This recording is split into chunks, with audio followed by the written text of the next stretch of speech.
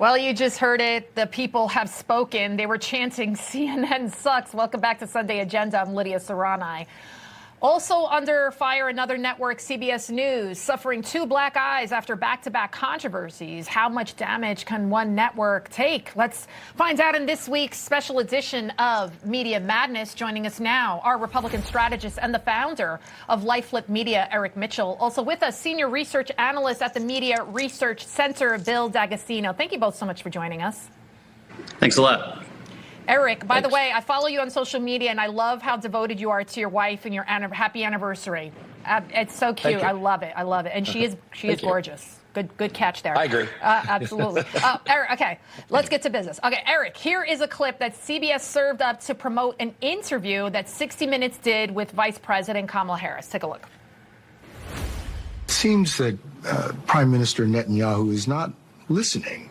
Well, Bill, the work that we have done has resulted in a number of movements in that region by Israel that were very much prompted by or a result of many things, including our advocacy for what needs to happen in the region. Okay. But when the actual interview aired, take a listen to her response. It sounded a little different. But it seems that Prime Minister Netanyahu is not listening. We're not going to stop pursuing what is necessary for the United States to be clear about where we stand on the need for this war to end. So I've had some political analysts saying that's basically election interference because they're editing the interview in the home stretch of a campaign, trying to make her sound more intelligent, more sharp. President Trump says that CBS owes him an apology. He called it fake news. What do you think about this?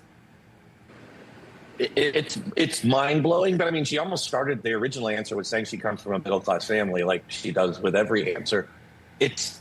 Are we really surprised at CBS back-to-back with what they tried to do to, J.D. Vance up on stage, and now to see it again here. It's election interference. It's making somebody who's not qualified to point directions in a straight line look like they are qualified for the job that they don't even deserve to have. She hasn't even gone through any primaries or anything. She was like, here, you're in July, go ahead. You're going to run for president. It's mind-blowing how the media is doing this. It really is. And if Trump wins, it will be in spite of the media. I mean, there's a coordinated effort, right, by all of these organizations not to get him elected. And more controversy at CBS News, Bill, after the interview between Tony Dokapil and author Ta-Nehisi Coates. They did I think it was like a 7-minute interview about Coates' book on Israel. Take a look. Why leave out that Israel is surrounded by countries that want to eliminate it? Why leave out that Israel deals with terror groups that want to eliminate it? And is it because you just don't believe that Israel, in any condition, has a right to exist? Well, I would say the perspective that you just outlined, there is no shortage of that perspective in American media. I am most concerned always with those who don't have a voice. CBS News ended up reprimanding Dokapil, saying that the interview didn't meet their standards. Meanwhile, you just heard all he did was kind of push back on his kind of almost anti-Semitic, anti-Israel claims. Isn't that what a journalist is supposed to do, present both sides of the story? Yeah, it is. And I would just add that CBS, probably more so than any other outlet other than maybe Politico, has lurched farther to the left during this election and completely sacrificed their reputation on the altar of the Democratic Party's electoral chances.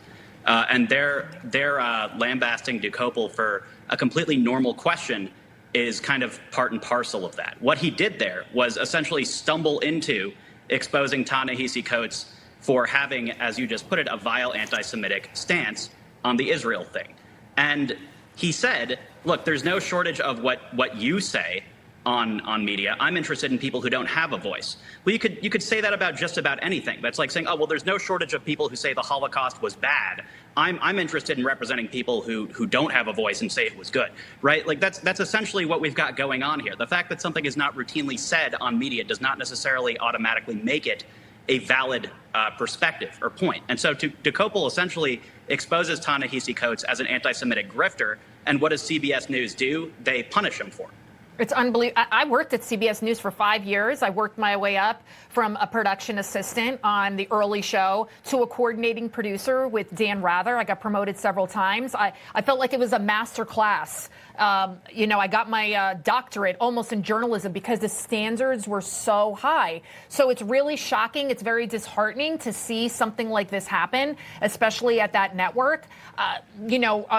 Eric, President Trump, he turned down an opportunity to appear on 60 Minutes. Kamala Harris showed up on The Late Show with Stephen Colbert. 60 Minutes, also the pinnacle of journalism. They're even siloed in a building across the street from the broadcast center. Here's what Kamala had to say to Stephen Colbert. Good evening. It has been a tradition here at The Late Show since yesterday that the major party candidates sit down with me for an interview in October.